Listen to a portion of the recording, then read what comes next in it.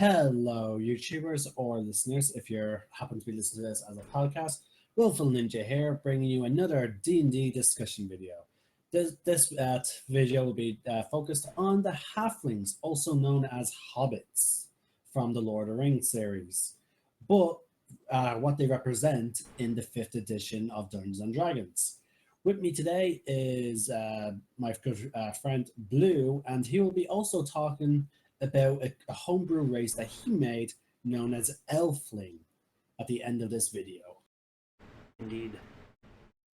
Now, why don't we start off this video with, as what we always do, with the readout of what the general text that's at the start of every race from some sort of novel or inspiration to the character. Would you like to take this, Bill, or shall I? Sure, I can do that. Go ahead then. Alrighty. Alright, this quote or passage comes from R.A. Salvatore's The Crystal Shard.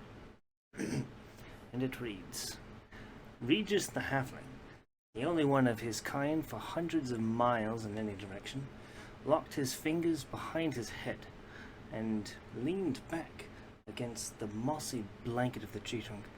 Regis was short, even by the standards of his diminutive race, with the fluff of his curly brown hair barely cresting the 3-foot mark.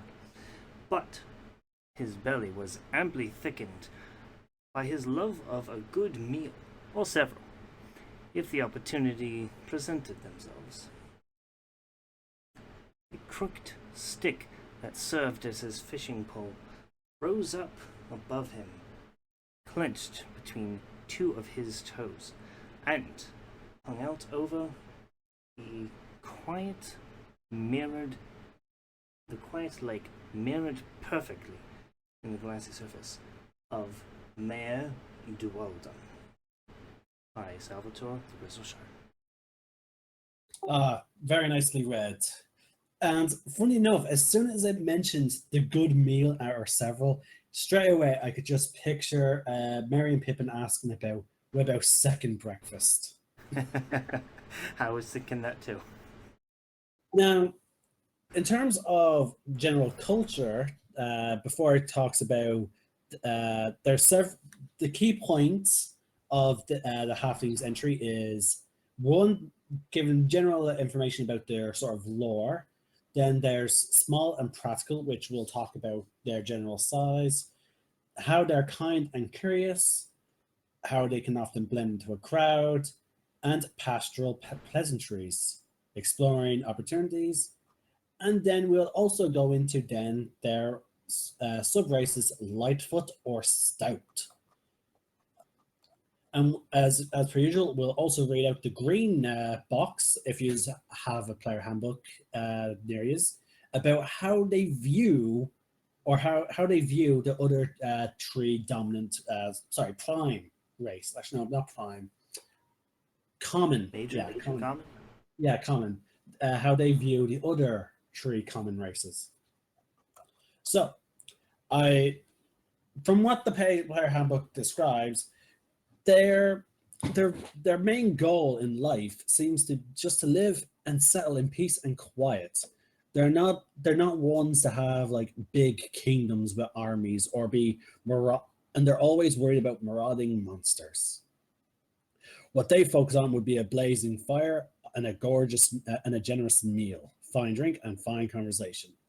Now, it also talks about how most of them live. Now, some of you may picture the Shire as I read out this next bit, or I say this next bit. They tend to live in agricultural communities that are fairly remote, or they end up forming nomadic bands that travel constantly. Now, when I think of the nomadic bands of halflings, I think straight away to my favorite. Oh wait, no, he's a gnome. God damn, I forgot he was a gnome. But I was thinking of one of my favorite characters from the show Critical Role, Scanlan Shorthalt.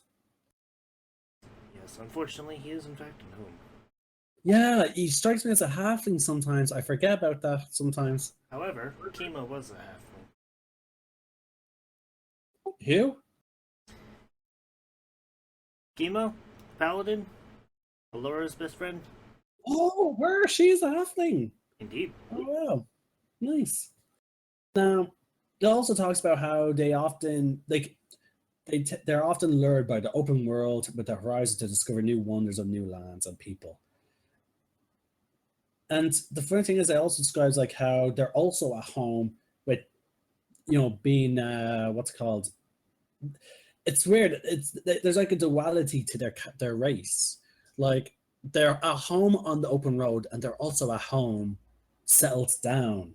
It's a very nice duality, of a character, and I can see why, like for some artists like Tolkien, where he would make the halflings the stars of this adventure series.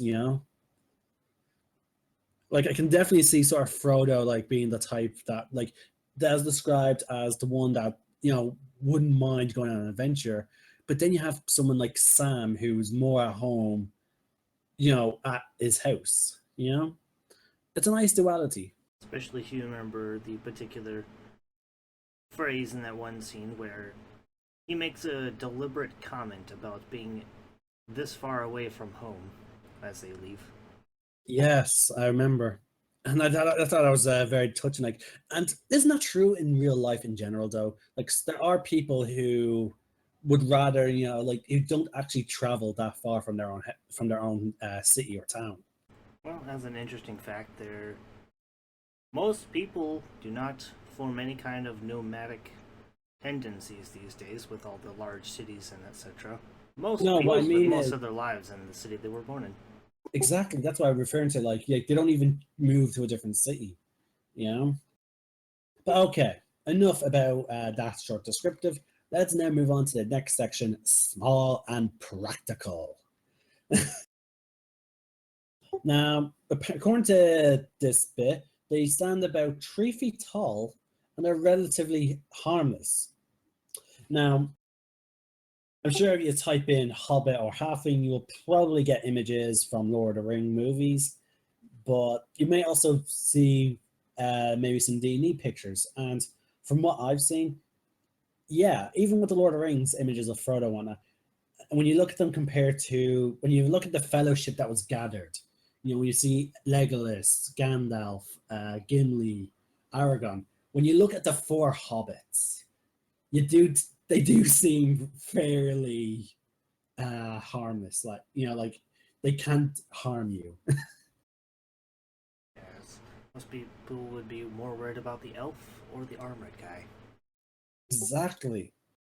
Um, they're inclined to be stout and weigh about between 40 to 45 pounds.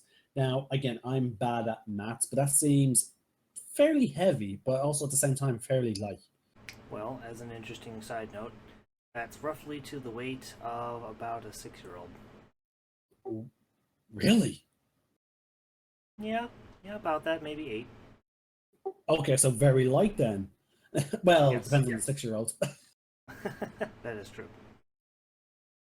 Hmm. It seems that they're often their description, besides from their height, they seem to be and obviously their weight, their skin and hair tends to vary as much as a human, from tan to pale to ruddy cast, and their hair is usually brown or shady brown or wavy. But at the same time, I've also seen images of ginger halflings. Actually, yeah, I've never seen a blonde. No, but I've seen close where it's that sandy brown. Yeah, as they described. So yeah, wow. So again, I can understand why now in Lord of the Rings, where Aragorn says they would only be children to your eyes, and in that Unless case, he they're actually, really old. yeah. But again, that's like for the description of like middle-aged halflings as what the Sam and whatnot were. You could actually see that now.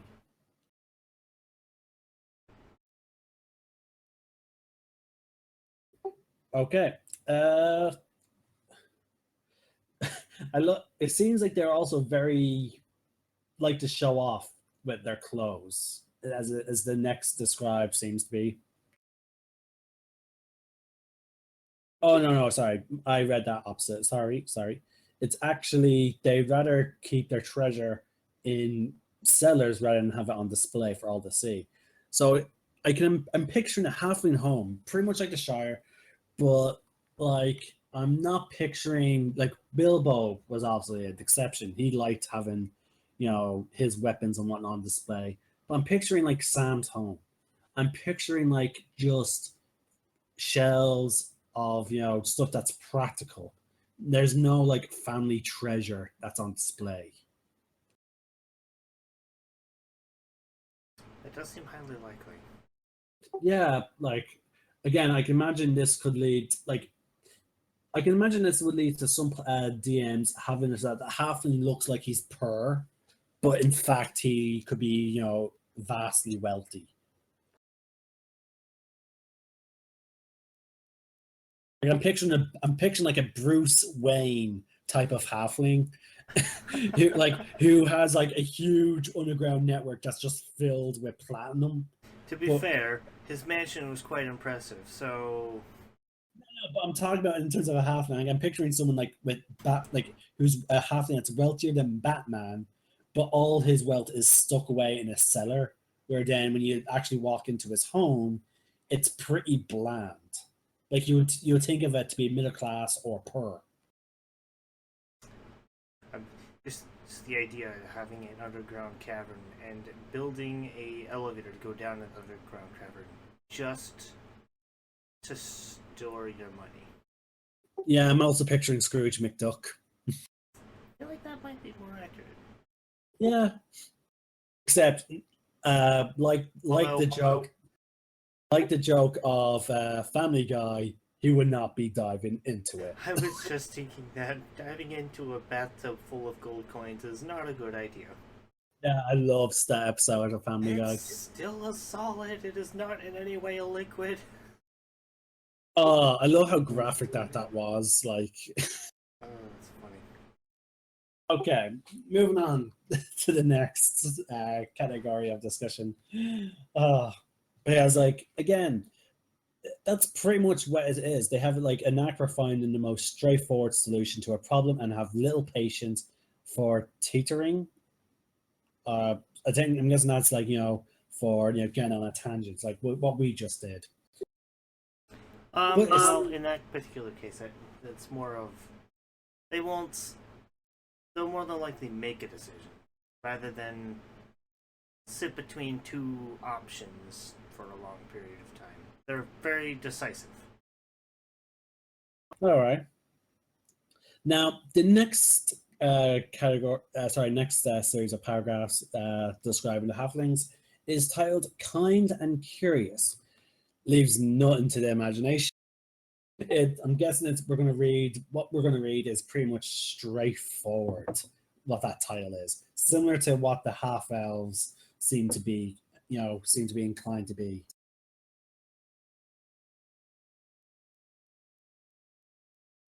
It seems like they're often, as again as I just as what was described. Oh, sorry, no, not caring, kind and curious. Sorry, I misread that. So even people who have perfect eyesight can end up reading things wrong. Blue. Yes, funny though, is if I remember correctly, you did actually say it correctly. Which Oh, did I? Funnier. Oh, okay. Uh, anyway, it's the next category is again, as we can imagine, is describing their general personalities. I imagine, but I could be wrong because I'm semi reading this with as we're talking. So as like with my other videos, I'm discovering shit as sorry again, mind the language of this video of my videos. I do apologize, but I'm discovering some of these things as well as reading them out. So we're discovering them together, viewers or listeners. Okay. It generally describes them how they're generally cheerful. There's a word that I'm not quite sure how to pronounce or what it means. Affable, Affable. No idea what that means. I don't know how, if I pronounced that right. I'll find They it. seem to. Well, pardon? So I'll find it. Okay. While he's doing that, they like how the halflings pretty much as we've seen, like why no race had anything bad to say about them so far. Like the dwarves didn't have anything bad to say about them, and well, dwarves actually did one bad thing about them, not liking how they're not very combatish, whereas elves had nothing but good to say about them. That they tend to have cherish their bonds of family and friendship, as well as the comforts of their hearth and home. They have few dreams of golden glory, and even the adventurers among them venture out into the world for reasons of community, friendship, wanderlust, or curiosity. So money. So apparently, despite the fact that, like again, as I said, you could have a halfling that's a Scrooge, that's pretty much as rich as Scrooge McDuck. The only reason why he went out, he could have that money because he went out adventuring, but it wasn't for money. It was just for wanderlust or just being curious. And since he rather buy shit that's practical, he just saved his money, and he just happened to have that much money left over. Now I'm just picturing possibly more halfling run orphanages based on that paragraph. Also, that What's your word, picture? more orphanages run by halflings. Yeah. Also, that word is affable, Oh, so I got it right. friendly, good natured, or easy to talk to. Simple. Yeah. They seem to love discovering new things and even simple things such as exotic food or unfamiliar style of clothing. So that's funny because like that means an adventurer, like no matter what happens in his life, a halfling is just so easy to please. Like everything, a halfling adventurer who traveled only for like 2 hours could be just filled with happiness of discovering, seeing new items and whatnot. Unless you're Sam. Unless you're Sam.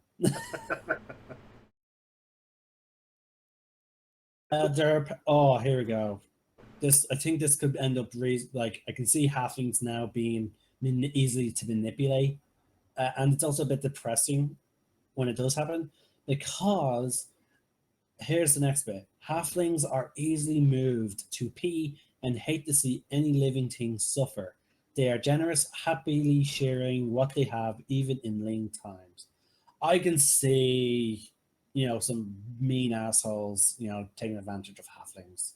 No, that confirms my comment earlier of their charitability. Yeah, I can definitely see a halfling open up an orphanage, Or something. or even giving away his, money like that he earned through, just happening to be adventuring. Now, before we go into the next session, which is titled "Blend into a Crowd," we're actually going to now discuss about how they view the other races. Now, remember, the dwarves viewed halflings as. Let me get the description now. If I remember correctly, it was their laid back personality of the general race was looked down upon a bit as unproductive, if I remember Um. Okay, sure they're pleasant folk, but show me a halfling hero, an empire, a triumphant army, even a treasure for the ages made by halfling hands. Nothing. How can you take that? Yeah, it was actually not. They said like one good thing about them, but then like I feel like that was like in terms of modern day terms, I feel like that's like it's like a tangent of people that are tend to be racist.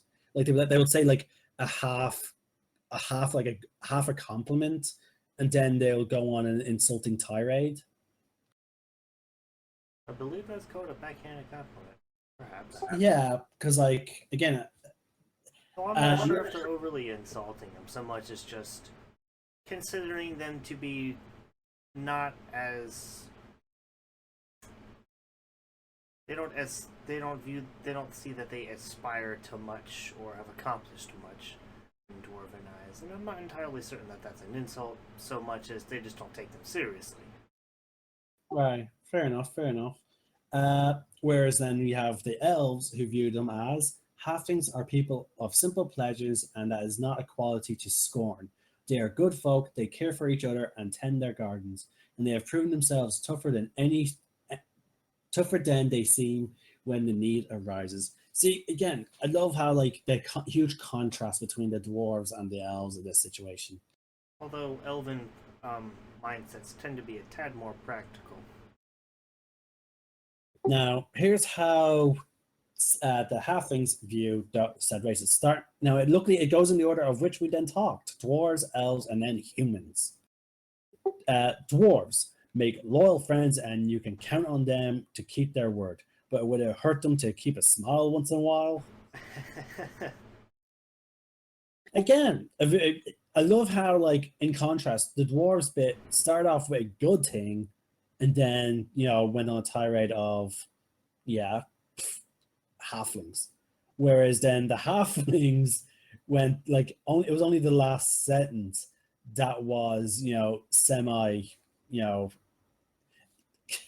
so, although, yeah, so I'm like, wow.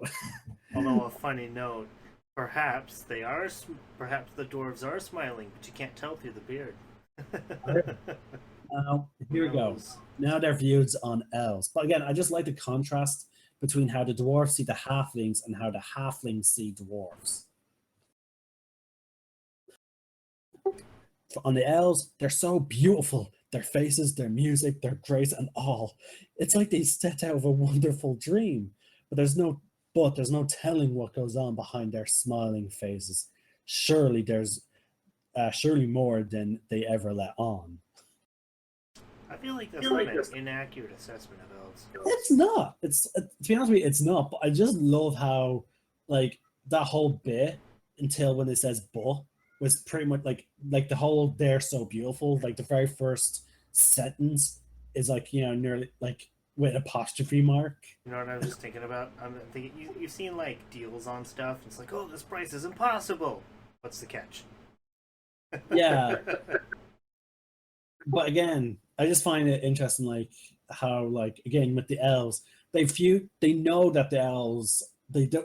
It's quite clear that they're very much aware of the elves' intelligence, despite their beauty. I like that. It shows that the halflings are have a very much of a cop on, like on raiding people, Yeah, like halflings are more cunning than people think. exactly, like, yeah, they know that the elves have all this beautiful shit, but they're also like, yeah, but they're very cunning, clever bastards. And Etc. since they live for so long, they rather plan in long term and not, which means they may not give the information straight away. Yes, because when you live 700 plus years, Yeah, I what's love 50 how years to you? exactly, like I love that about in terms of races. Like when you're looking at the different rate age on each race, they pick their words very carefully. Like they say terms like up to, or only a few years, or exceeding. Like for the Or elves, on average. yeah, but for the elves, they didn't put like a life expectancy. They just said 7+ years. Like I'm like, what? I think I said about 700, but I don't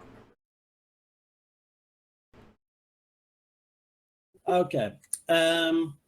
Also, my friend thought that half elves could only live to be 180, but I had to point out to him that the book says they often exceed 180.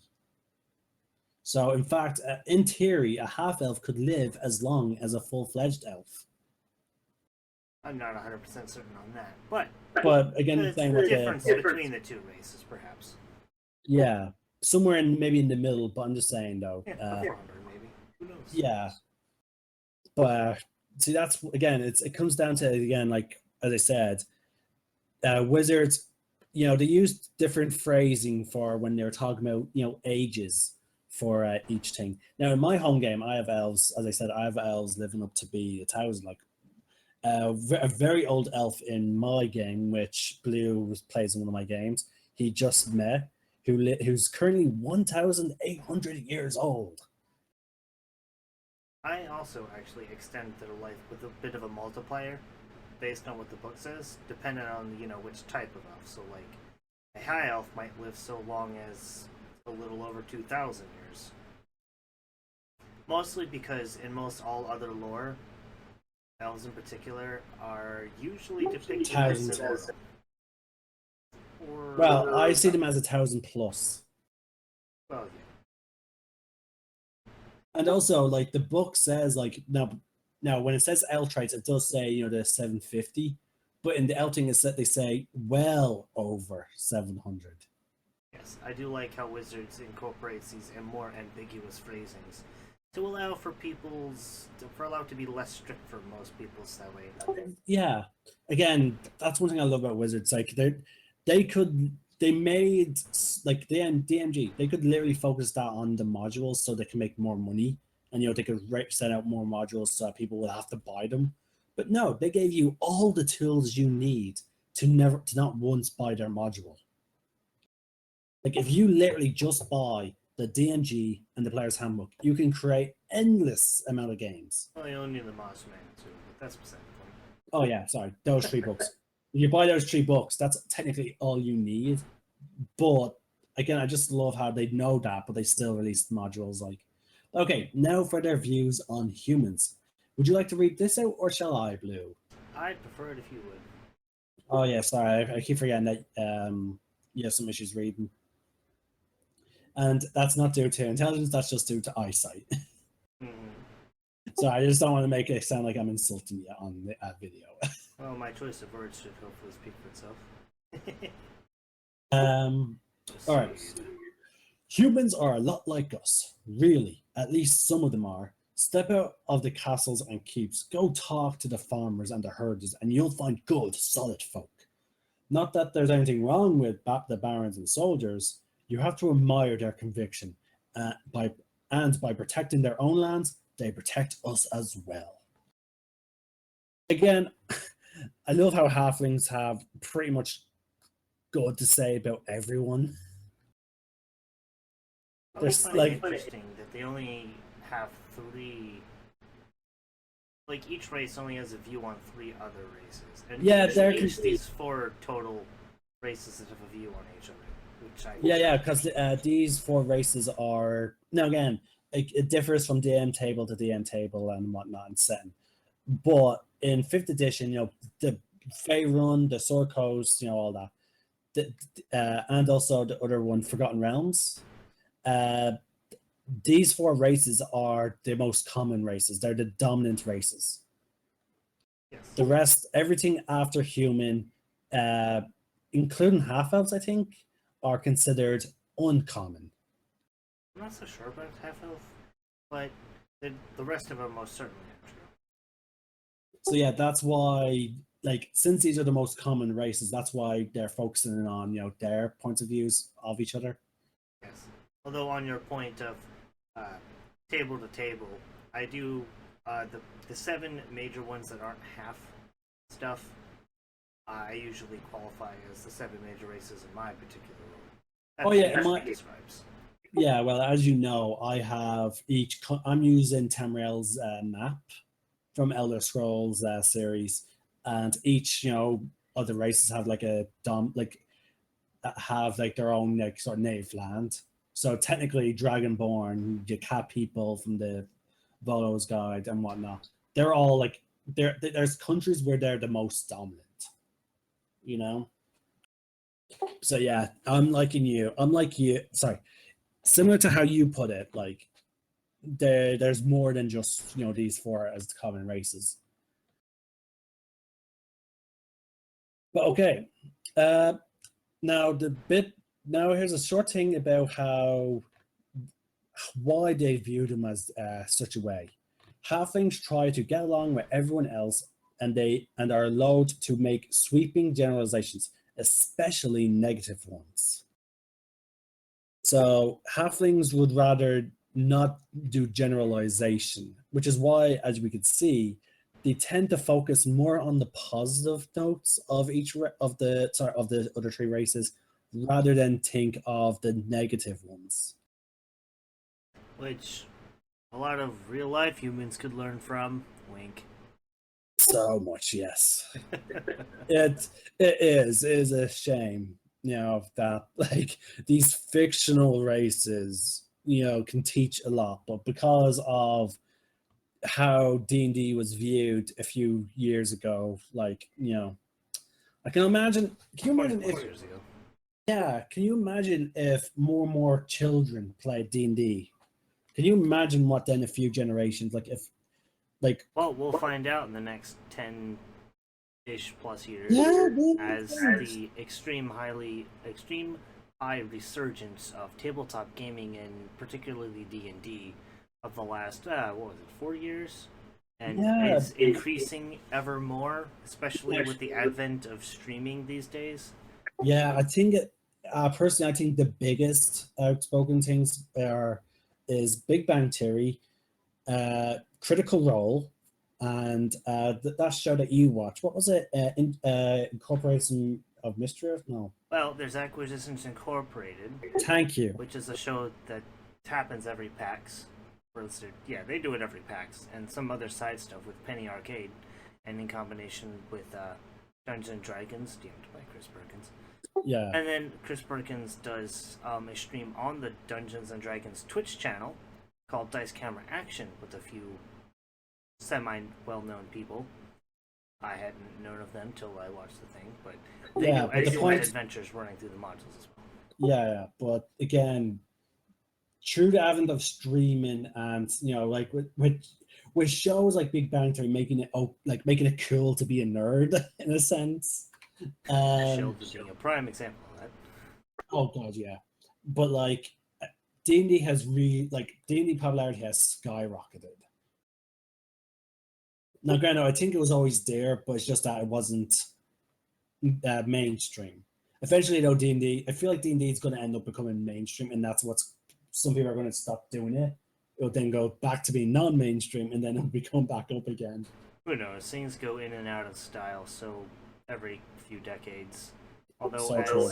somebody said, as I was rewatching the Stream of Annihilation of Archive, that it seems they were commenting that a lot of even TV shows these days are focusing a lot more on story and whatnot. So people want more story-based things, it seems, which I can kind of see. I Yeah. don't personally watch TV much anymore, but that does make a lot of sense, which is really good because then that initializes all the imagination and whatnot and the creativity. Yeah, and no more of better those there and reality whatnot. shows.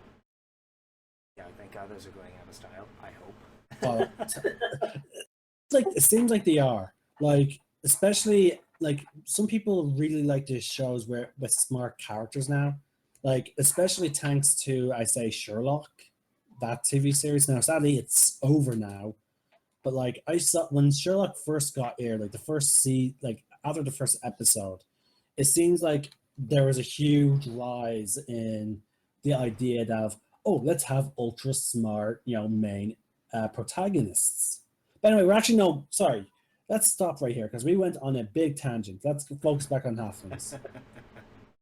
Indeed. Okay, we're now going into the next session called Blend into the Crowd. Now, it's not exactly blend into the crowd. It pretty much generalizes the fact that halflings are able to adapt to any community, be it humans, dwarves, or elves. They make themselves valuable and welcome with their combination of inherent stealth and their unassuming nature helps them avoid unwanted attention. Like in a dwarven society, a dwarf would walk by a bunch of halflings in a tavern and not think twice. He would either not notice them because of their size, or since they seem to be having just as equally a fun time, he'll just continue on. I wonder if it mentions, due to their either size or seeming unassuming appearance or nature, that perhaps the title of the section may also imply that they just may be overlooked.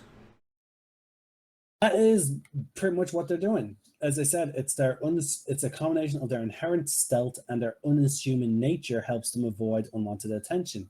And even then, that could avoid not only unwanted attention but general attention, especially if again they're amongst dwarves. They may be overlooked as if someone's scanning a crowd, unless he's scanning each individual person in the crowd, He may just see a crowd of dwarves, not realizing that there's the halflings that he may be looking for are amongst the crowd.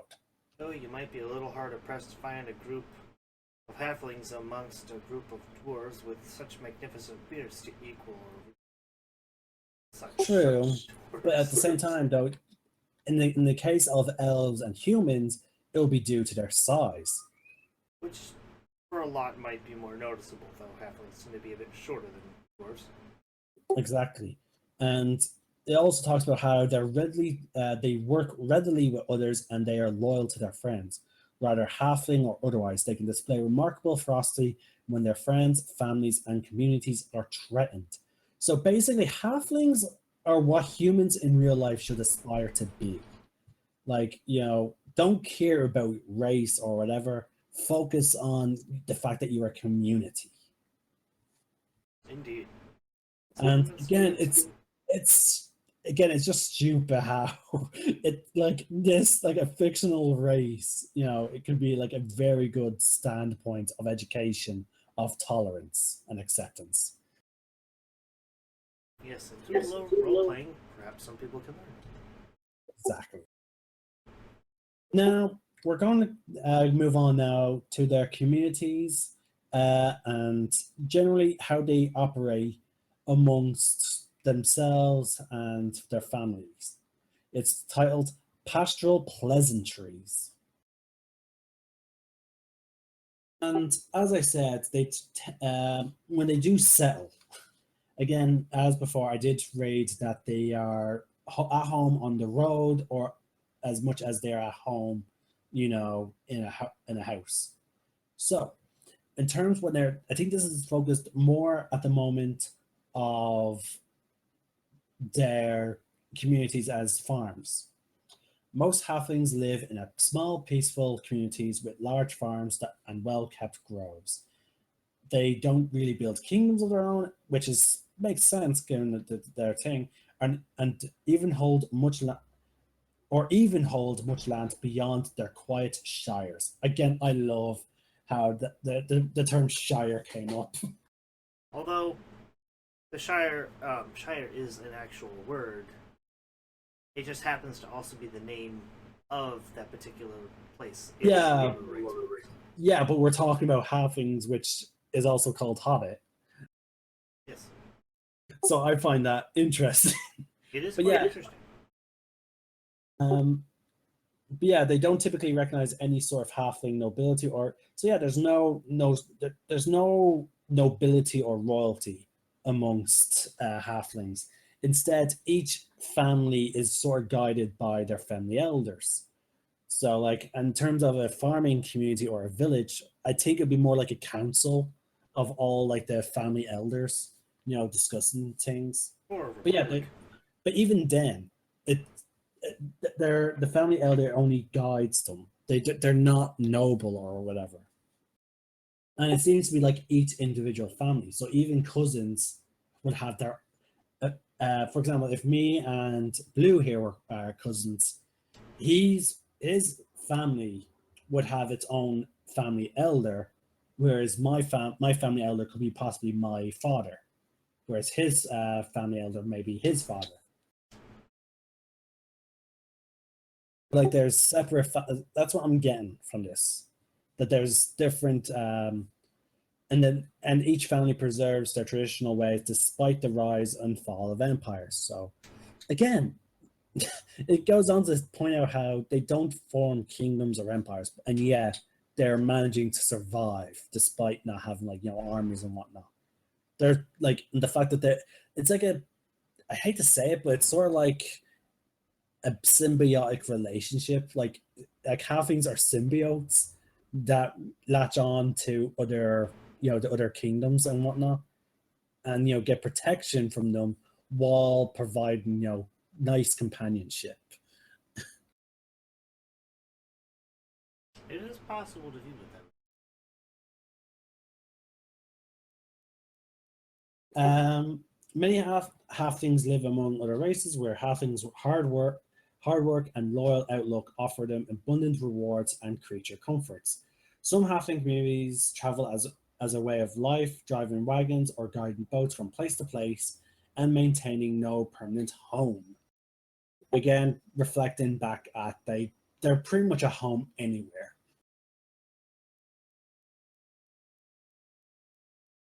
So Lou, do you have Do pay attention to the qualifiers some, and it did say most tend to form these farming communities.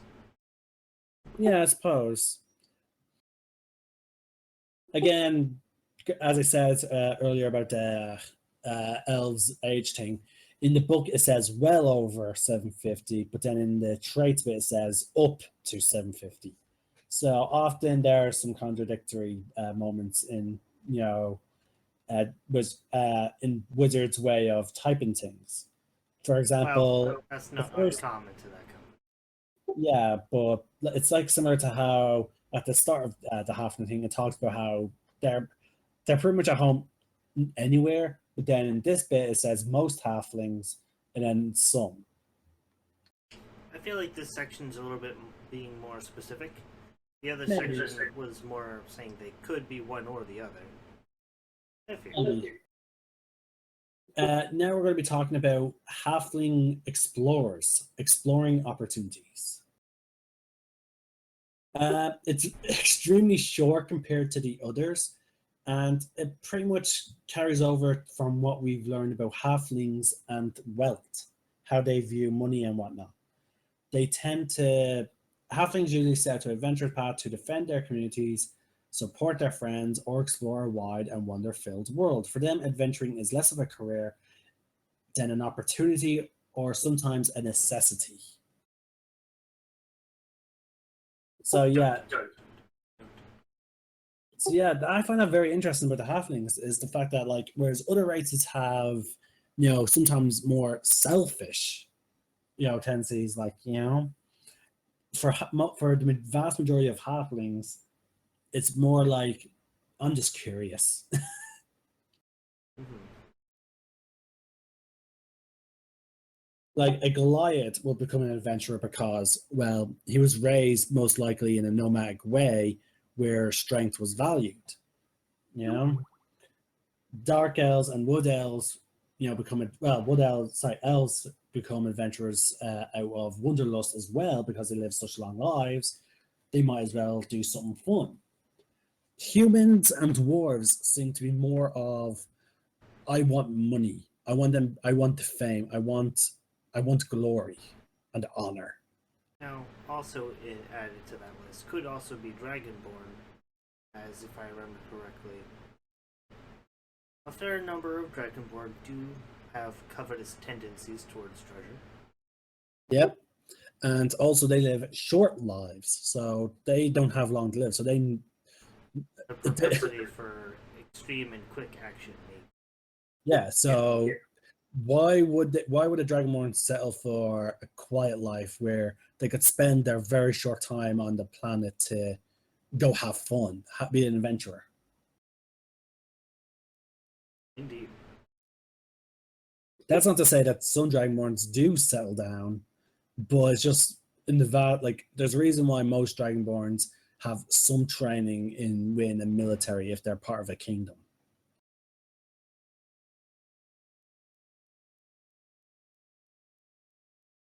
Now, their names are generally if halfling it has a given name, a family name, and a possible nickname. They seem and they seem to right. It's very Family names are interesting, often the naming schemes. family names are often nicknames that stuck so tenaciously they have been passed down through the generations. So so that's interesting. So like that's a weird way. So like so family names are often nicknames that so yeah, so a halfling can actually get a new last name because a nickname has just been so tied to that person, to the halfling and his children. Now, do pay attention to the use of the words. It's not technically a last name per se, it's a family name, so their entire family or clan, if you will. Yeah, more but interesting isn't things, Other yeah, but things that I've seen. I thought family name was the old time word phrase of saying this is my last name. Like technically, Not quite. A family name eventually turned into a last name, and then eventually evolved into what we use today. okay. But either way, as I said, like the origins of the last name situation. But even older than that, they would be like, "Oh, I am, etc., son of, etc." And a lot of times, your last name or your second name could simply be that your father's name, son or daughter. Yeah, like let's Alden Highhill. He his grandfather or father or several generations back could have been from could have lived on a very high hill, and that nickname just stuck around. Yes, as I was going to mention, something else that I remember. I don't know if the book in here particularly mentions it, but halflings or hobbits also tends to acquire a family name based on what that family's particularly good at. So Yeah, there's they one here called acquire. Hill Topple. I don't know how you topple a hill, but that would be an example more than likely. Maybe they took over. Maybe they attacked a family.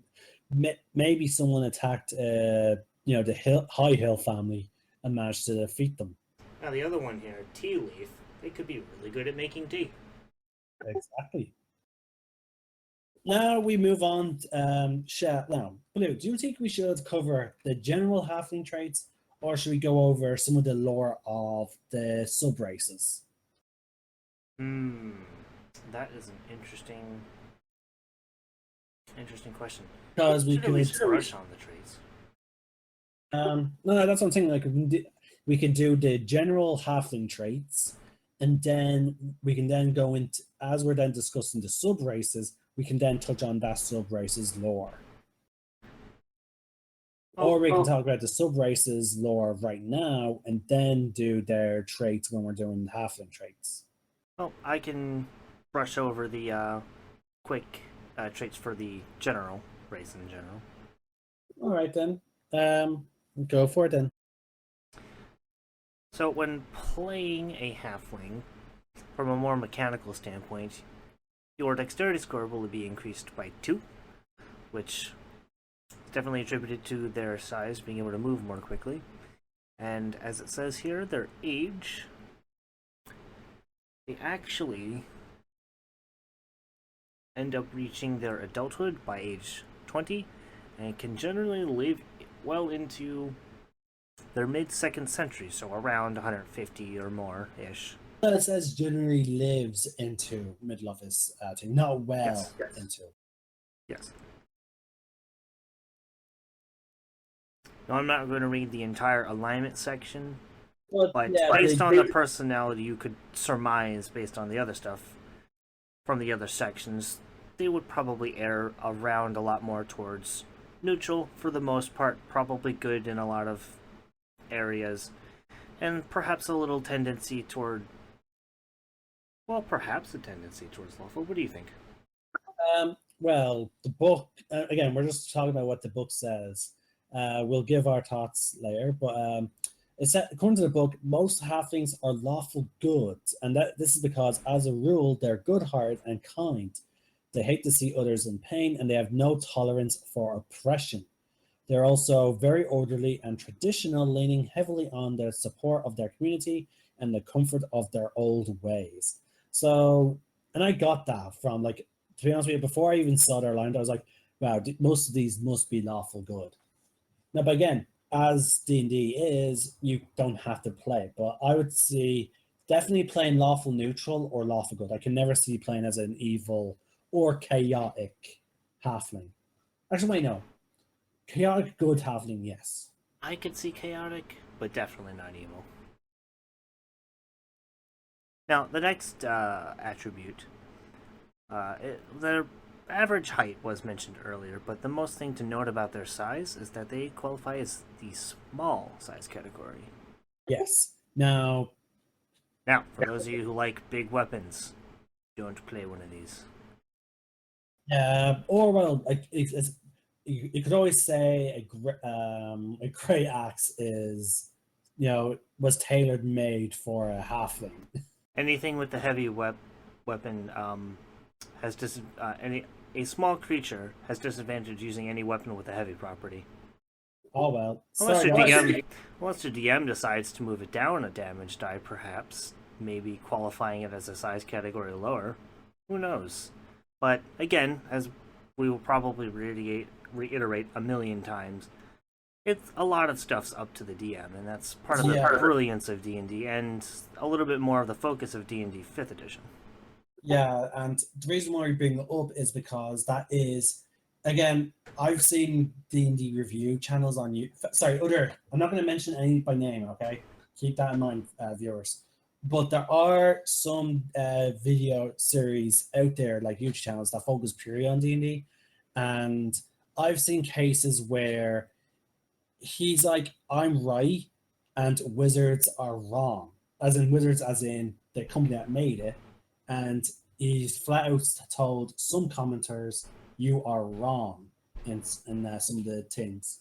Which, aside from a completely cancer's point of view, is completely wrong. Really interesting when you try to go against the people who designed, developed, and wrote the book for the game. But yeah, like when he was doing his things involving doing Arcanas, he kept saying, basically the point was, I can do better than them. And that they were doing the wrong stuff. Meanwhile, they're the ones getting paid to do it. Yeah. But anyway, moving on. But yeah, the game changes from table to table. There is no 100%. Now, as you may have gotten, me and Blue have different opinions on some categories. When we go to talking about our alignments, that is going to be a very philosophical discussion. That's going to be a very interesting video because we have completely different views on the alignment. Somewhat, yeah, but I will definitely qualify for full-length video. But the thing is, I know that if he's the DM, I should keep what he rules in mind, and he knows when I'm the DM, he should keep in mind what I rule as. Now, that doesn't mean we can't raise questions outside of a session and maybe change some of the rulings, but the point is, the game, there is no one way to play D&D. And in fact, if you play a lot of games and you manage to find two DMs that are the exact same, have same exact opinion, and run the exact same, and aren't clones, and have never talked to each other, I'd be immensely surprised if that eventuality came to be. Yeah, because again, me and Blue have completely different, like we agree on a lot of things, but we have completely different managing things. For example, I recently tolerated a player whose final session it was, despite what he was doing, whereas Blue has told me, you said this for a fact, if you were in my same situation, you would have killed that player straight outright. No warning. I can't guarantee what I would or would not do in an actual situation, but you had more patience than I felt that I would have exerted in that scenario. That is for certain. Yeah, I tend to allow more, like, he is more straightforward, less random generated stuff, focus on the story, whereas I like to give my players a massive open world setting. But anyway, back, you were saying, sorry. Yes. We're now on their speed. Moving forward.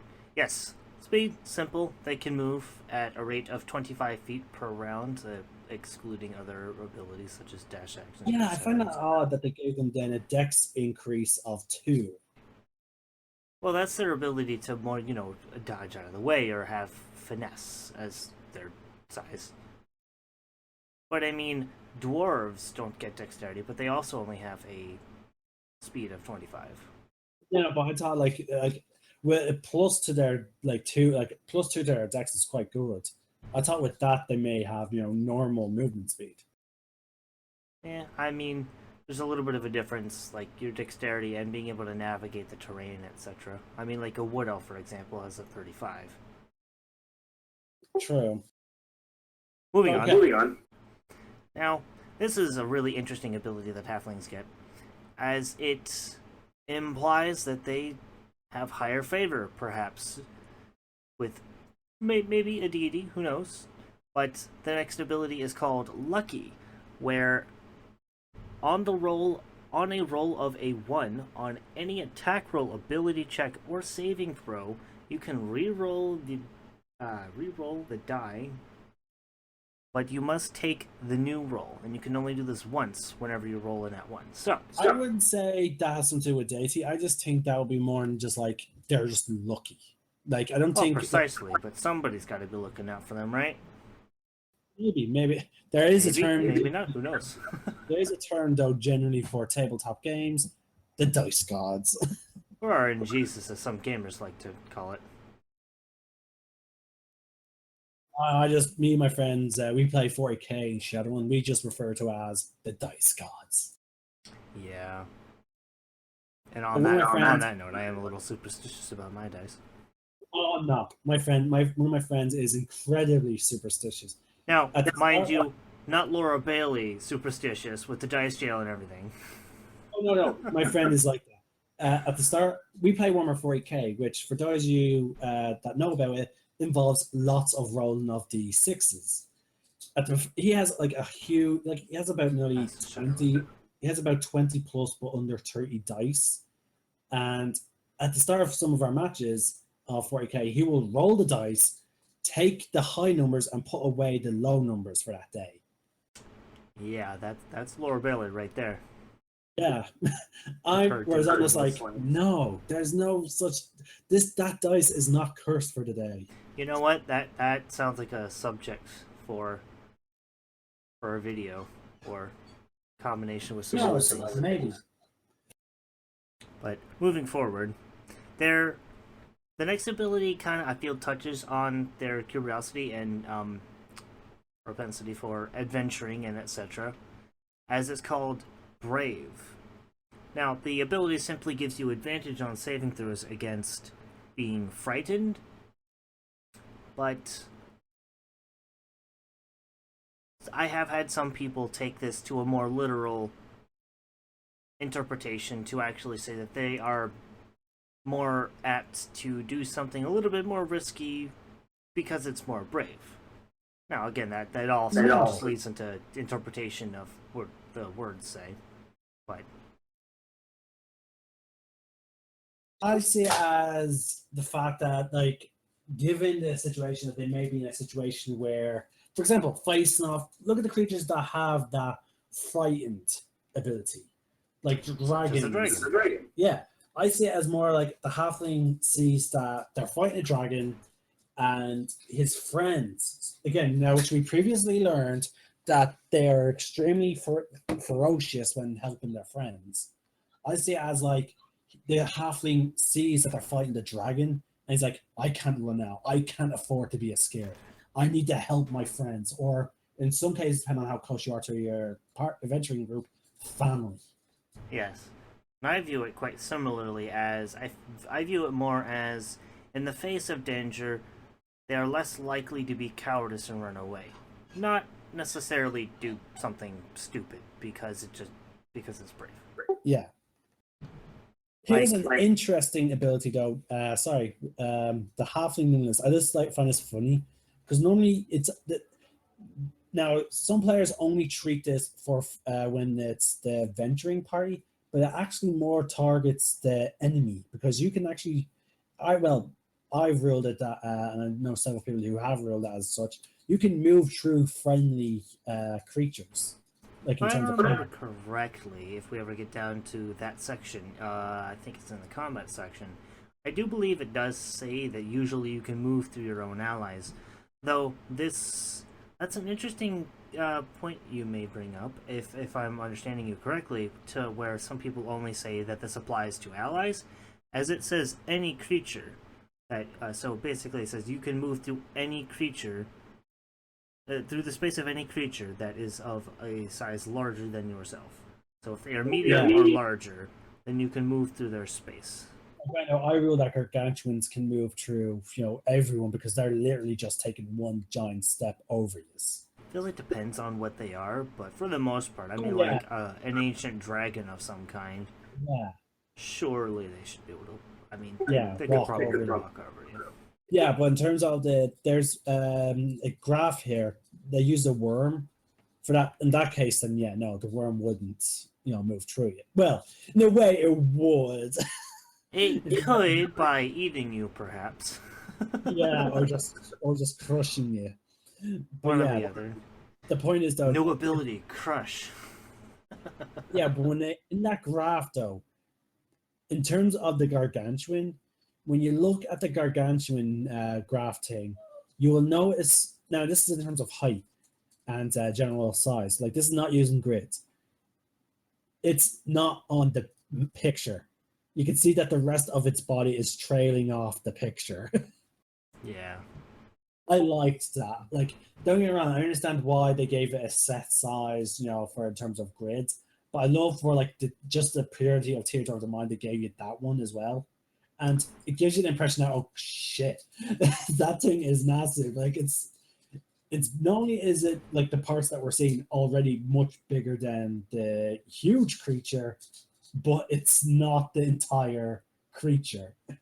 Yeah, I tend to think that, or from what I've noticed, the size category may well be more so representative of its width. If it has shoulders, like it's shoulder to shoulder size, rather than like a lot of mediums will really be more like 2.5, maybe 3 feet wide when they take up a 5x5 square. Yeah. Whereas like a large creature may be like 6 feet wide or 8 feet wide, so this worm could be that size and diameter. Yeah, but that's just a funny thing though. Like in terms of size, like so yeah. Technically, a gargantuan could easily move through things if it could step over you, obviously. But in terms of that worm, like as we said, it could move through you, just like probably gonna charge some sort of attack. Perhaps. Now, the next thing is the languages. Just pretty simple. Yeah, actually, there's actually some interesting here. The halfling language, like they know common and halfling, but here's what it says about halfling language. The halfling language isn't a secret, but halflings loathe. I love how they use the word loathe, not hate or dislike, but loathe. To share it with others. They write very little, so they don't have a rich body of literature. Their oral tradition, however, is very strong. Almost all halflings speak common to converse with people in whose lands they dwell or through which they are traveling. Means halflings are the type of people that would they would have private conversations, and you'll be very rare to see a halfling. The fact that it says load, I would say it would be extremely rare for a halfling to be willing to teach someone halfling. It's almost like their secret code in a sense. Yeah, it's not a secret. Like people know that there's a language called halfling, but it's just that since they don't like writing in their native language, it'll be very hard to learn unless you actually get taught by a halfling. Though it does actually have writing. Yeah, it does. But like, they write very little. So like when they do write, it suggests that when they do write, it's going to be in common, unless they're trying to keep something secret for a family.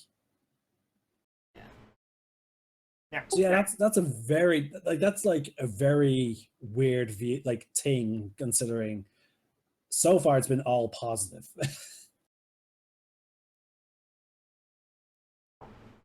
Makes a bit of sense though. Yeah. Now, that does finish up the primary abilities. And then we head into the sub-races. Now, I would like to remind the listeners and viewers that you get the abilities of the halfling and the sub-race that you picked. Well, of course. Just as any other race, it is a sub-race.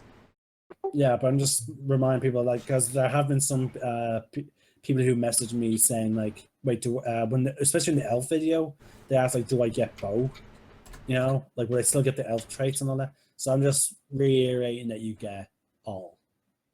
Well, all as in like you get the one sub race and you get the primary race. Yes. Now the first one listed is Lightfoot. If you would go ahead and start reading that. Okay. Now it describes as like with the elves and the dwarves, it describes what they're like in both the Greyhawk setting and the Forgotten Realms section. So, in the Forgotten Realms, Lightfoot halflings have spread the farthest and thus are the most common variety. So you'll run into these ones more often than the other subrace. They tend to be more inclined to get along with others, as well as they're also the most wanderlust. So you could describe, say, Frodo as a Lightfoot. Now, in the Greyhawk, Lightfoots are more prone to wanderlust than other halflings and often dwell alongside other races or take up a nomadic life. In the world of Greyhawk, these halflings are called Hirfi or Tall Fellows. Your ability score, you get an extra ability score increase, but it's for your charisma and it only goes up by 1. But you get a nifty little feature called Naturally Stealthy. Which allows you to attempt to hide even when you're obscured only by a creature that is at least one size larger than you. Pretty handy if you're playing, I don't know, a thief. Yeah. I'm hoping some of the viewers will catch that reference. I know I should have said the term burglar. Now, Blue, would you like to do the next subrace, Stout? You'll just give me a second here. Alright, so the next one that we have listed here is called the Stout Halfling.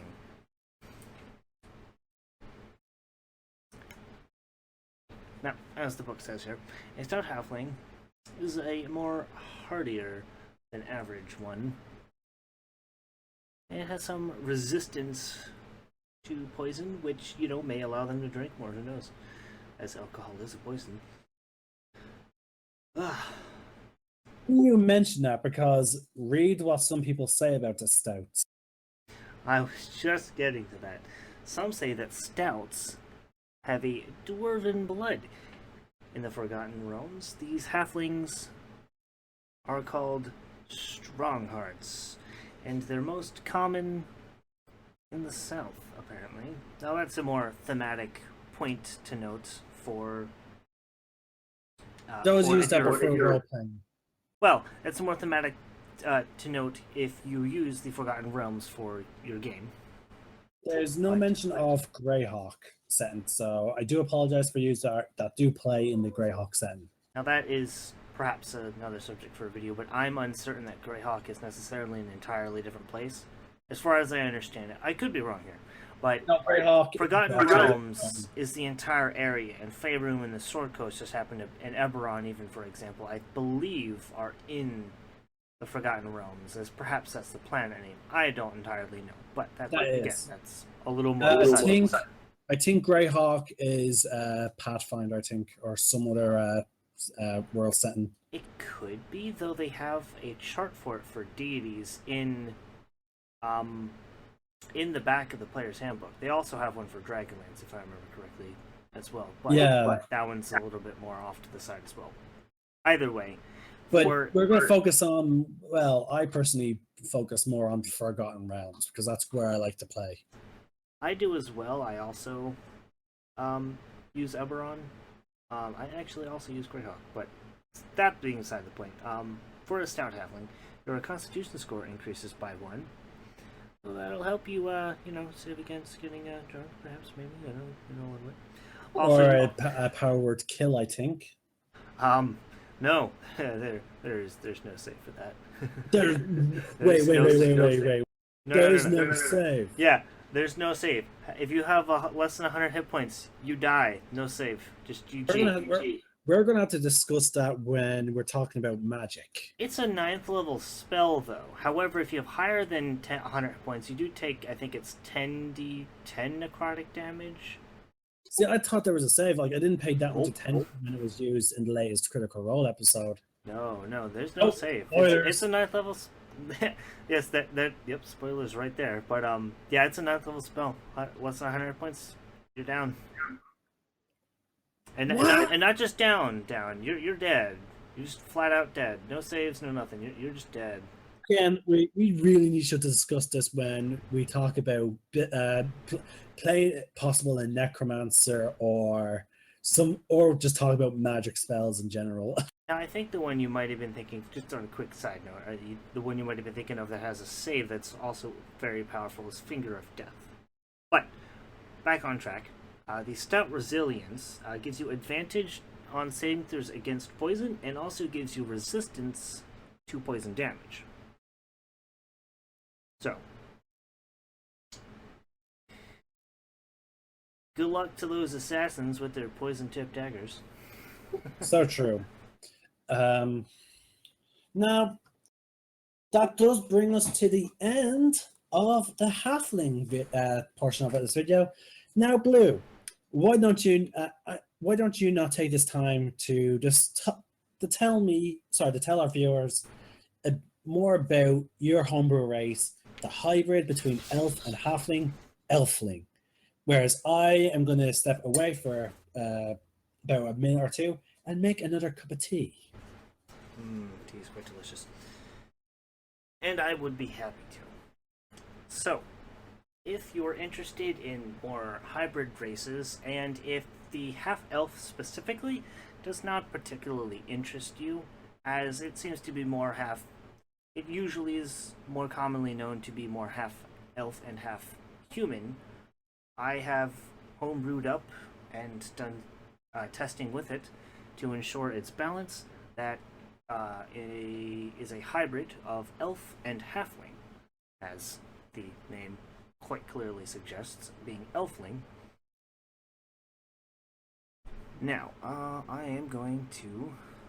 Like, on that note, though, it's quite similar, though, to the fact I would rather call a halfling a hobbit, use that term, because halfling is just like, it's just so clear why they're called halflings, considering their size.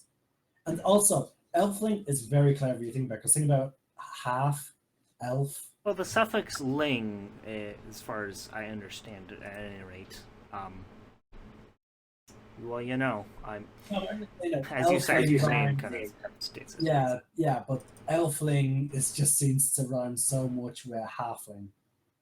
Yeah, it does. And did you do that on purpose, or did you just name it? Well, it was the reason I named it as such is it is quite simply just a mashup of the two names of it, as it's not fully a halfling, but it is also part elf. So you didn't plan on it being like a rhyming situation with halfling. That was not planned whatsoever. It's a happy. Indeed. Yeah, see, again, that's just my personal opinion. I'd rather refer to halflings as how Tolkien referred to them, as hobbit. Right. Now, as far as lore, more specifically, it's I'd leave it a little bit more whenever I tend to do my homebrew, especially with races and some classes. I tend to leave things more lore-wise up to the person who is utilizing this content, and thus also the DM that is allowing it to partake in their campaign. To that effect, or just simply say that your father was an elf and your mother was a halfling, or vice versa. You could do that, and as far as lore necessarily is concerned, you could essentially rip off the lore surrounding half-elves as I imagine it when designing it. It would probably be quite similar as would be with a half-breed of some sort, where not necessarily fully accepted on either side. More so, I suppose, in this case with the elf side, as as we were just discussing, halflings are far more Accepting. more like everything. So, but unlike a half elf that has a more simplistic build as far as its abilities, the elfling gets a more interesting set of abilities based on my determination of like how strong the blood of the two types of races, combined into this one race. Now, as far as appearance, they could take on the appearance of any kind of mixture of either parent, especially including the possible differences the sub-races may have, and more particularly with elves as high elves versus wood elves, for example, let alone drow, tend to have quite different appearances. Past that, their height and weight have been calculated to be more of like an average in between the two, as they tend to be around-ish. They tend to be around 3.5 feet tall, whereas halflings are more about 3 feet, and elves tend to be more about the 4.5, well, more about like around 5 foot area. And the elflings tend to be about like an additional perhaps 10, 20, possibly 30 pounds more. Yeah, it depends on how you roll, if you wish to roll. Now, as far as the actual abilities, as a elfling, your ability scores would increase as thus. Your dexterity would increase by 2. And similar to half-elves, you can choose 2 other abilities to increase by 1. So, whatever 2 other abilities aside from dexterity, you could increase them by 1. Now, similarly to the height and weight, the age is also more so of an average, so they tend to mature around 20. Similar to halflings, but they also tend to live considerably longer than a halfling, as they can live up to about 350-ish years, so about half the age of an elf, normally-ish. They could clearly exceed this, but in general. Now, as for their size, the height I did just mention, but they are considered... So, on the note of the age, so when you make your races, you try and keep it, despite you having a tendency to allow elves to live, well beyond 750. When you make your races, do you always keep it in line with what the PHP recommends? Well, that's actually an interesting point. Whenever I do any kind of homebrew, I tend to attempt to coincide it with what Wizards had set, if it's a hybrid of some kind. If it's something completely new that there's no precedent for in either the PHP, DMG, or any other supplement book, that one's way more up in the air. But in the instance of this, which actually rereading it at the moment, I feel like I'm going to have to change the wording a bit of it, and the number. I'm going to change it to be over 400, similar to as the elf thing is listed. But I'm glad that you pointed that out. For that reason, in addition to this, being especially when combining 2 races, I feel like it might be more apropos to consider the power of the blood. For example, elves are of Fey ancestry. They have Fey blood, and Fey blood tends to be highly magical usually, right? So it tends to be a bit more powerful of blood in and of itself than halfling blood would be in this particular case. Now, if you wanted to make a half elf, half dragonborn, for example, who knows exactly what could happen, as dragons are also quite powerful as such as Fey are. So that one would be a little bit more interesting. That's actually another interesting note I want to bring up to you. I was planning on it being at the end of the video, but here's the question for the viewer. Like again, when it comes to my D&D videos, I try and leave it, ask a question and see if anyone just so people can have a conversation in the comments. Or now you can do it in my Discord chat. Why, if you can, now wizards seem to have, when they introduce a half race, it's always under the assumption that one of the parents or you're half human.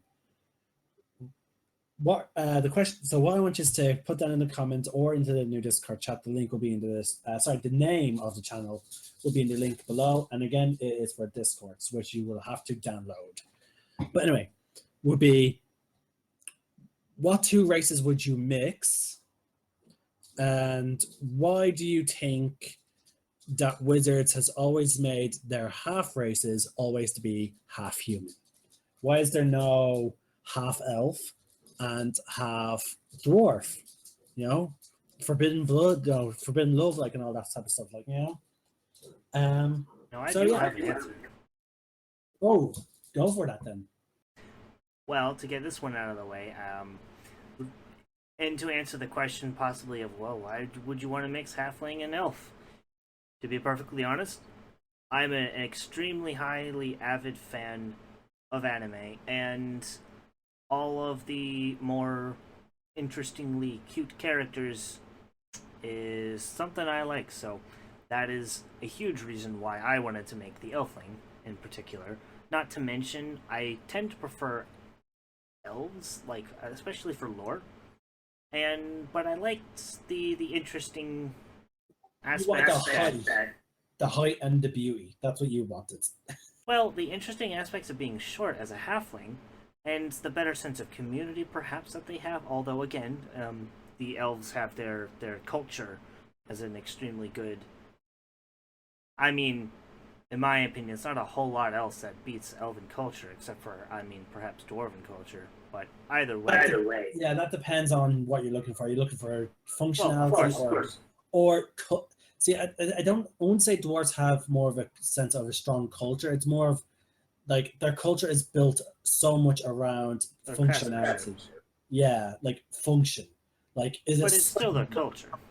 Yeah, whereas elves, they're all about like their view of culture is more freedom of expression. A lot, yeah. But either way, I liked the aesthetic aspects of those two things, and that is what went into combining them together into such a fashion. Not to mention having something short like that, and having dark vision. Of course, but you would also get, yeah, but you would also get the beauty of the elves. So you get a very anime-ish character. You would indeed, and which again, this is why I mostly wanted to make this. Now on the second portion of the portion, which is actually the first thing you mentioned, the I actually have an answer to why I think wizards tend. My theory, at any rate, as to perhaps why wizards tends to err towards human hybrid more so, and I feel that might be just humans might just be the most compatible to mix with other races. See, again, they never went into, unless they decide to have like an extra supplement or sage advice going into the genetics of each race. Because I think dragonborns are born from eggs, so that is an obvious situation. I feel like the whole topic is a little bit more complicated than most people care, let alone, I'm just saying though, it's an interesting question, and I want you viewers to weigh in. Again, it's just a conversation starter. If it happens that people end up forming a D&D group, that happens online using Roll20 or Skype or Discord, so be it. Allow it to happen. But the discussion for today's comments and the Discord chat will be on why do wizards not allow other half races other than human, and what two races would you like to see mixed? Now, obviously, Blue, we have your answer because you actually made it. Indeed. Now, that being said, I've made a few other races as well. But at any rate, Yeah, we're currently beta testing one. Indeed we are. What? But on the point of hybrids, that was not the one I was referencing. Anyway, getting back to the abilities here.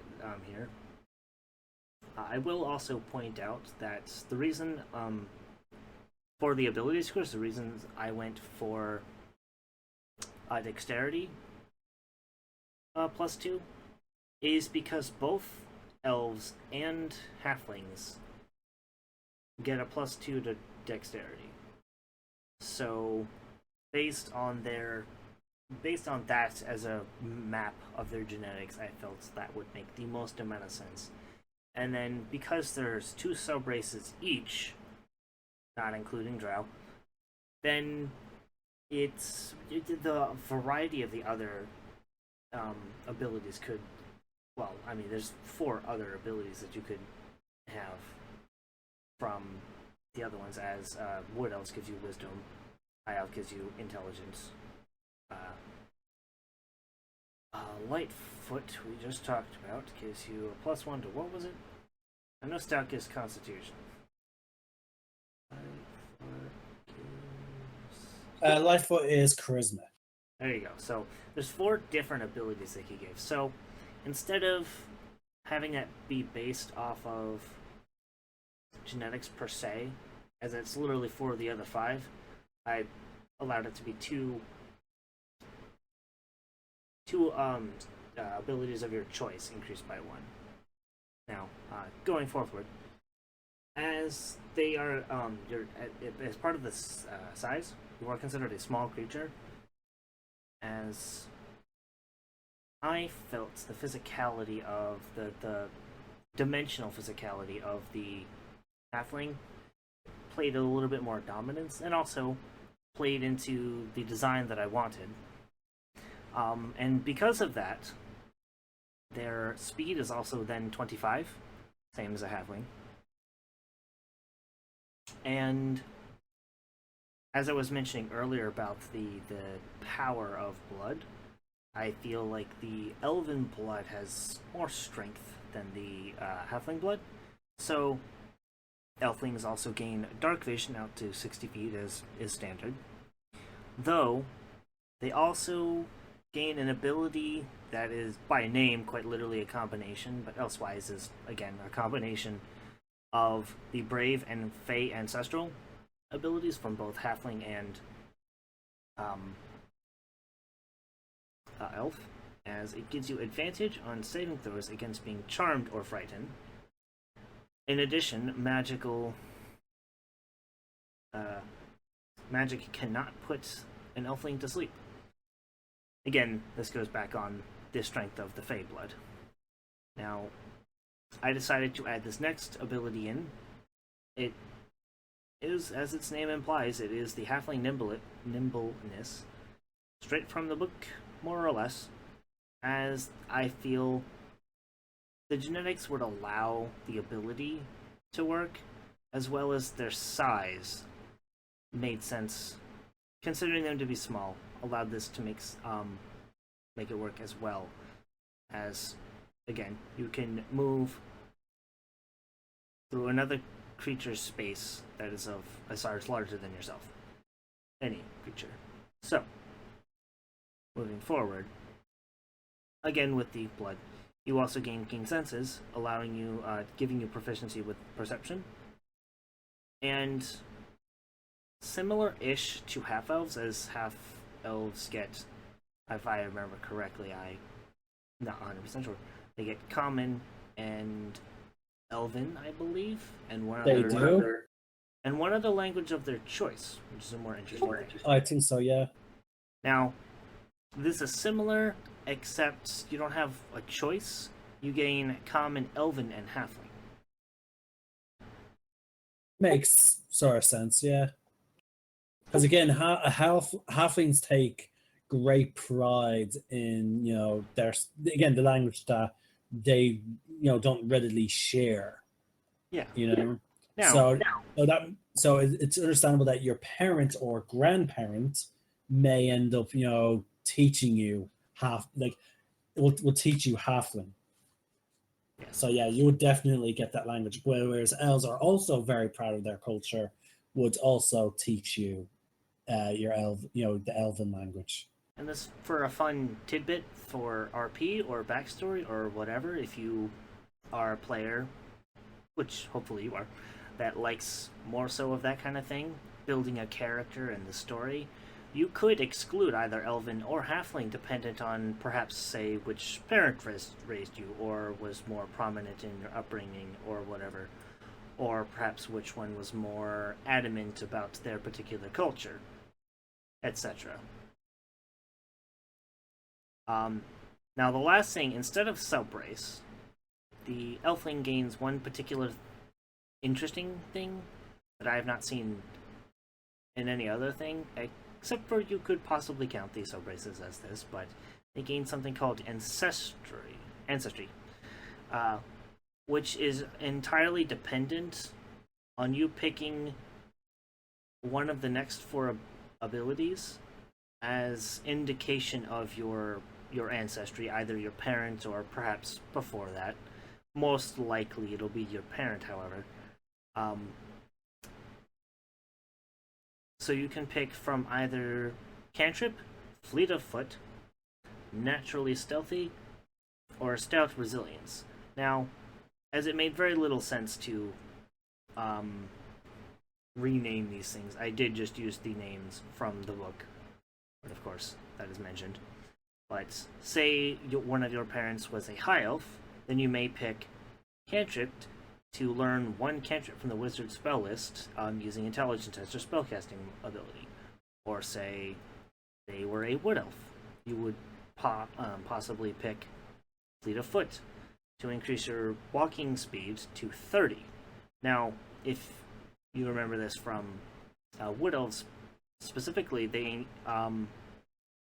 their walking speed increases to 35, but as it starts at 30, that's only a plus 5 to their walking speed. So I did the same thing here, as a plus 5 to 25 is obviously 30. Now, on the halfling side, if they were a lightfoot, then you could possibly pick naturally stealthy, and you can attempt to hide even when you are obscured only by a creature that is at least one size larger than yourself. Or, on the stout side, you could pick stout resilience to have advantage on saving throws against poison and have resistance to poison.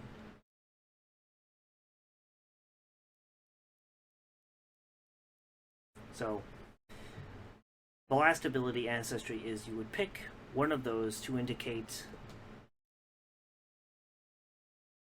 well, one of your ancestors. Usually your parent is the design as I intended. Would be normally one of your parents.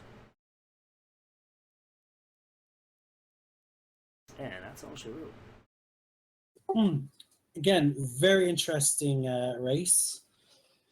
And I look forward to when you play a set of twins. Sorry, a set. No, when you play twins in one of my upcoming games. Like, I believe the word you're looking for is pair. really, but a pair of twins though, that makes me think of two twin, like Two four sets people. of twins? Yeah, English, it's weird. yeah. Again, there's a reason why we have such a thing as Sega device, because the wording of some abilities and spells, offer quite different things. For example, we just discovered that the Find Familiar spell, the 100 feet distance only relates to communication, not through seeing through your familiar's eyes. And by technicality, the telepathy ability specifically. Arguably, so long as you could still hear it, it could still technically communicate as an animal beyond that point. Although, hearing from that distance, I'm not sure if that'll work out. Yeah. Oh no, but in terms of the familiar, it was confirmed that if you're outside 100 feet, for example, if you pick a dog or a cat or an owl as your familiar, if you're outside the 100 feet, but somehow for some reason you could still hear it out loud, it will only communicate through the form of what it took For example, if you're familiar with an owl and it's out, say if it's a 101 feet out, it tried to contact. If it wanted to get your attention, it could only hoot. Yes. But once it's within that 100 feet, boom, it will speak. Well, it will communicate as if it was a person, in a language. Yes. Now it is interesting that you bring up the twins, as they are the ones that I will be playing are another version of a set of, or pair, whatever the hell, twins, essentially. That, damn it, now you got me doing it. There are another version of twins that I had the idea for over a year or more ago at this point, I think. But just really like the idea of them, so I like reinventing them and I like playing them, although difficult to find people to allow it. But it is promising to be very fun and interesting for the rest of the party. Okay, I actually decided just to Google it. Now, when you're referring to 4 people, it would be 2 pairs of twins. So yeah, 2 people who are twins is still referred to as a pair of twins. I find that interesting, as you could call somebody a twin, and then a pair normally means 2. Yeah, when the 2 twins are next to each other, you refer to it as a pair of twins. Right. But so 4 people will be 2 pairs of twins. Right. Okay, sorry, that would have wrecked my head all day. See, my linguistics would say I would like if I saw, in this case, 2 pairs of twins. I would say a set of 2 twins or something, or 2 sets of twins is what I would say. Either way, this is from a dictionary thing. So. Well, yeah. Again, the English language, technically every word is made up. So theoretically, yeah. Well, that could be said about any language. Exactly. It's not Aragon where there's a true name for everything. Yeah, but the point is that since all words are made up, just because our understanding of a word could be different than what the dictionary has it like. And also words change. Like for example, the word gay used to only refer to being happy. Technically, it still does. Yeah, but when people say gay, they refer to the other term. Yeah. Although fun etymology, I believe that came about because those people who were that were typically more happy. So. Exactly, which is I find hilarious. At any rate, that I believe concludes us. Yep. So guys, remember there will be the channel for those of you that are primarily listening as in podcast. The name of the channel is the name of the server. Sorry, I think it's called server on Discord. Correct. The name of the server in which you can join to talk with me, maybe make recommendations of videos. I do plan to do a video where I show my PC games and my Xbox games. And because I tend to do sometimes random videos, such as my last 2 videos I uploaded were of Mass Effect multiplayer, you can then make requests of what game I'll do a video on. But yeah, remember today's topic or question. What do you think of the fact that half races can only are only involved in humans, such as half elf and half orc? And if you could, what type of homebrew hybrid would you make? For me, I'm torn because I have just a strong love of tieflings, but it's funny you mentioned those, by the way, because when we do the tiefling one, we could go over. Now, this one I made upon request because somebody else wanted it, and I'm like, sure, why not? But it is a half tiefling, half halfling. Damn it! Called an infernal halfling. Damn it! I was hoping you were said German. I was like, come on. But yeah. I could do that. But yeah, please do. But Which is actually on an interesting note because I'm beta testing a new sub race for Dragonborns. It's nothing too clever. It's a shadow version of one of the already existing Dragonborns. So you just replace the damage resistance and the damage that your threat attack deals. Nothing That feels more too. of a thematic change rather than a. Yeah, but like technically you could list it as a thing.